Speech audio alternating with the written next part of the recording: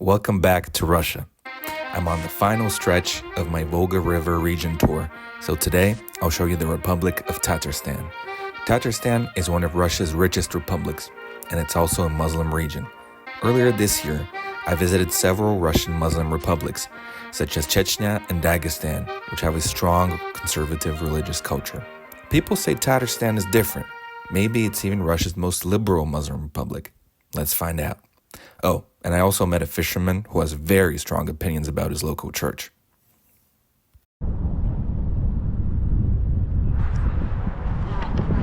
Salam, and welcome to Kazan, the capital of the Republic of Tatarstan.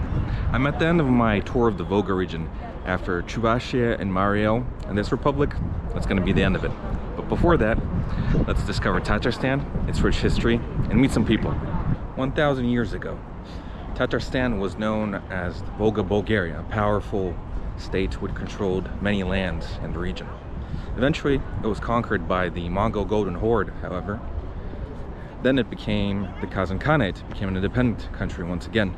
Then finally, it was conquered by Ivan the Terrible in 1552, back when he was a great conqueror, expanding Russia's lands before he went crazy and killed his own son, amongst other things. And this here, right behind me, is the Kul Sharif Mosque, a modern reconstruction built in 2005 of the Kul Sharif Mosque, which existed here when Kazan was still a Khanate before Ivan conquered. However, in his fury, Ivan decided to destroy pretty much any trace of Tatar culture back in the day, so this original mosque was destroyed. And then he instead built the Kremlin, which you can see these buildings and then some of these white walls.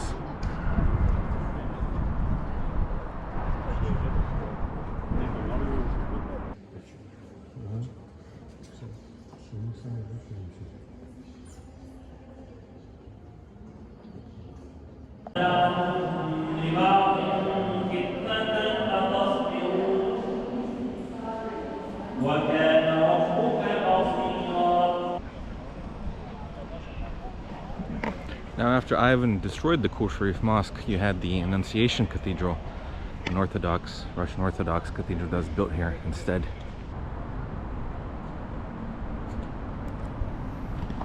Now, the Kremlin was overall built by Ivan the Terrible. That's a historical fact.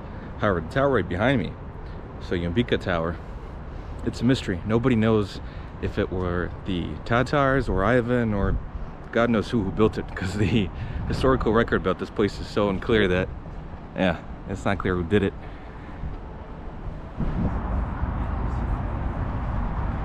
So as you can see, the walls of the Kremlin here are white. This was the case also in Moscow before the revolution. It had white walls. In fact, most Kremlins have white walls throughout Russia after the revolution. Obviously, the state had more important things to spend money on, like spreading communism throughout the world. And so they didn't paint them for a few years, and so since, you know, it's red brick, the basis of the walls, the paint started coming off, started becoming redder and redder, and then by the time that Stalin was in power, he decided it was a good idea to keep the walls red.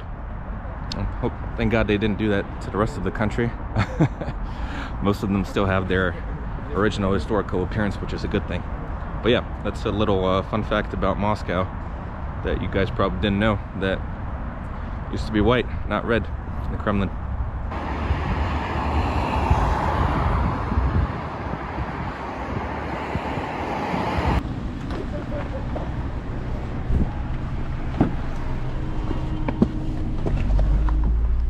Салям. Здравствуйте. А вы из Казани? Нет. А откуда? Из Узбекистана. Тогда салом, не салям. Но тут похож немножко язык, потому что я помню в Узбекистане Рахмат, да? Спасибо. А здесь Рехмет, да? Тюркский же. Вы когда тут по-узбекски говорите, то татары могут понять? Это как? В основном не понимает, но когда объясняете, может понять. Ага. Ну, вроде я понимаю. Ну что-то можно понять, да? Да. Интересно. Here, I'm in the old Tatar quarter, the part of the city where after Ivan the Terrible conquered Kazan, he forced the local Tatars to move to. And after some time, they were even allowed to build mosques again. So here's the Al-Marjani Mosque. the oldest mosque in the city, which was built after the destruction of Kazan when Ivan conquered it.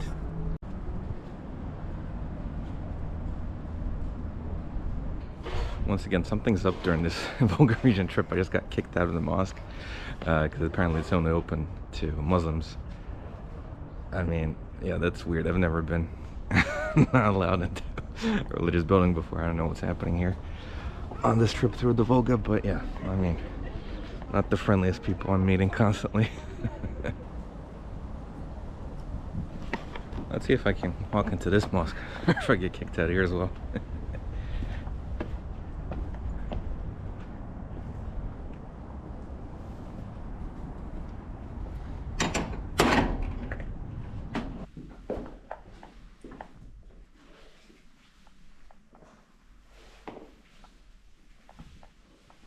Салам. Я хотел посмотреть мечеть. Можно подняться? Наверх. Рахмат.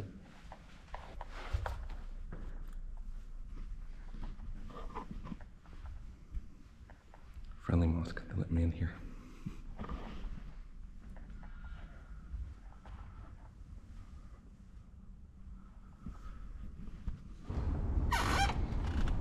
There you go.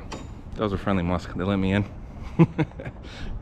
I mean, yeah, that was just so weird at the other one where I was just told, just, you know, get out. There's a prayer going on. It's prayer time in all of the mosques. Why wouldn't they let me in? Anyway, I found a friendly one.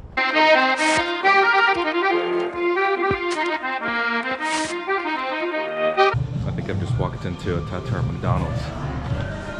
It's called Tubate, which means a little kind of hat that the Tatars wear. Looks like a very stylized version of traditional Tatar food.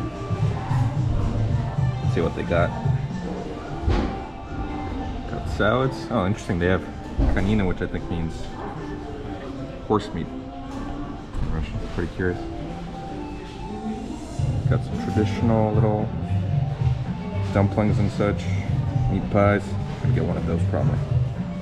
Time for some Tatar food.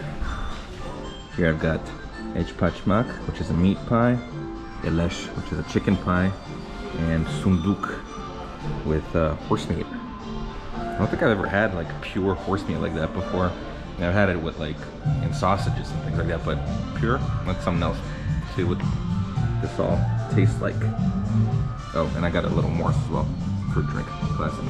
So the two meat pies taste pretty good and pretty normal, I'd say. Let's see what the horse meat's like.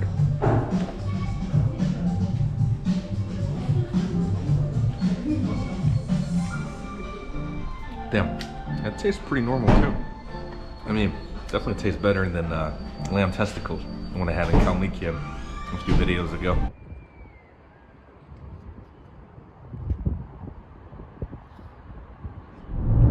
Today, I'm going to a town which is at the junction of the two rivers of Tatarstan, the Kama and the Volga. Two huge rivers. It's gonna be beautiful, great sight, and apparently there's an abandoned church there. Maybe we can get the story behind that from the locals. А вы не знаете, вот тут церковь, она давно заброшенная? Давно. С советских времен еще? Сейчас ее никто не перестраивает? А я хуй перестраивает, она тут, видишь, там берег ряд, две хотели делать, а там укрепление берега много надо денег. Вот маленький тут чуть-чуть. А здесь русское, татарское село? Деревня русская. Русская. Да, я просто видел по карте еще мечеть вроде есть, поэтому я не знал. Вы отсюда, из поселка, да? Вы из поселка родом? Да, я здесь родился всю жизнь. Проработал здесь всю жизнь. Да, можно посмотреть церковь? Да. Можно. Ну там боязно, кирпичи, блядь, полетели бы сверху нахуй. Так, поближе хотя бы. Да, там на голову не упадет ничего? Ну подойди, сука, тебя не более меня. Там не упадет на голову кирпич? Нет, тут куда ветер сильно. А то больно будет, если кирпичом по балде. Весной работал рыбаком. Рыбаком, да? 35 лет начальником рыбучастка. А какая рыба тут? Всякая была. Сейчас сели, зима, не хранится совсем. Почему сейчас ее всю съели, что ли? Отравили. То есть заводы какие-то химические, Да, что ли? да. Или что? Мост.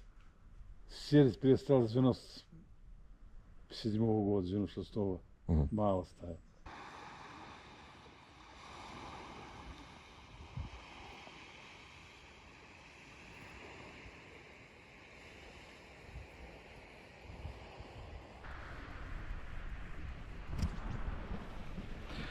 Welcome to the town of Shiran, about an hour away by car from Kazan.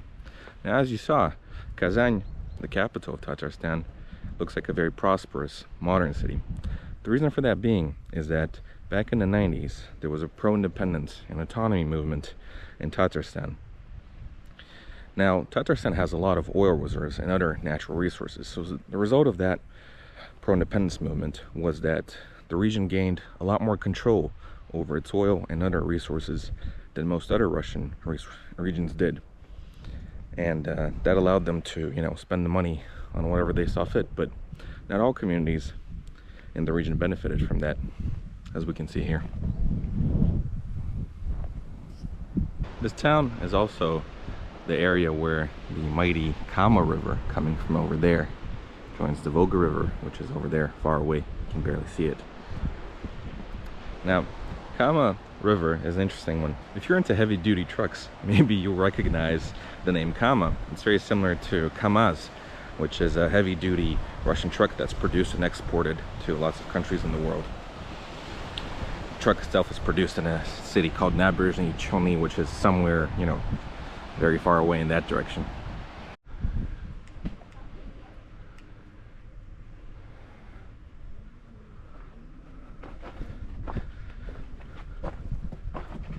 Wow.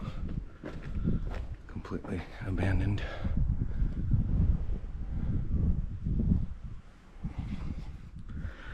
And there's bird shit everywhere. What the hell is this? Yes, Christ, it's a huge dead bird. What happened there? I don't even want to know.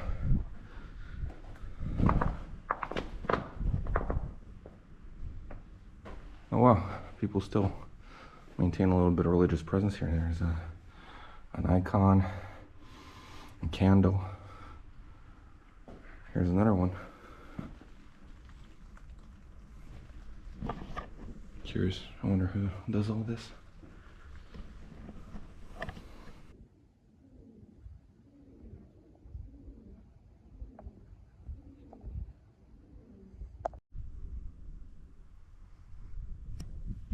Apparently this church dates back from the 18th century, but it was closed in 1936 during the communist times and used as a storage facility or something apparently.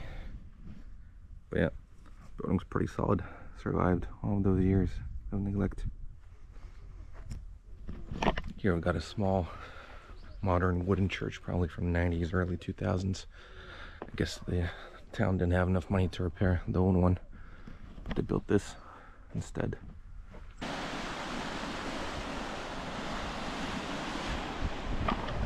Wow, what a beautiful place. You can't even see the other side of the river.